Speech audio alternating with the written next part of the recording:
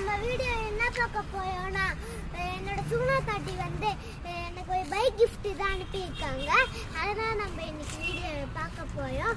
வாங்க பார்க்கலாம். ஃப்ரெண்ட்ஸ், இந்த பைக் தான் நம்ம அன்பாக்ஸ் பண்ண போறோம்.